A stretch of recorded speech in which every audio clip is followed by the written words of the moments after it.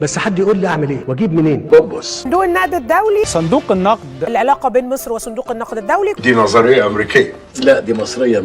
المفروض ان احنا نزود المرتبات. ايوه انا عارف، بس منين؟ هستلف تاني. ومصر تقترض 13 مليار جنيه من البنوك. وانت جاي لي دلوقتي علشان ازق لك القرض ده. اللهم صل على النبي. ايه ده يا باشا ده نشوف عنك الحجاب. جيبوا الفلوس منين؟ هستلف تاني. عايزين الامارات تشرب زيهم، عايزين الكويت تشرب زيهم. وانت جاي لي دلوقتي عشان ازق لك القرض ده. باتت أزمة الديون حديث الساعة في مصر. واجيب منين؟ هستلف تاني.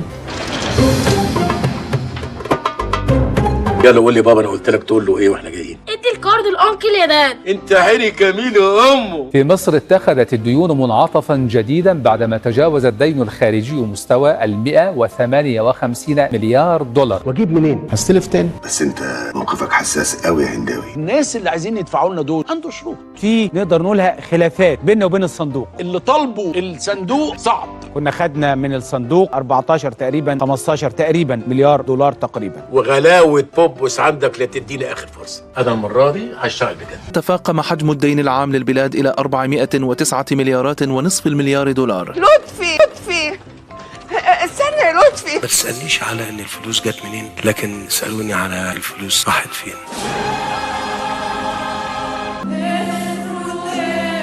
سألوني على الفلوس راحت فين.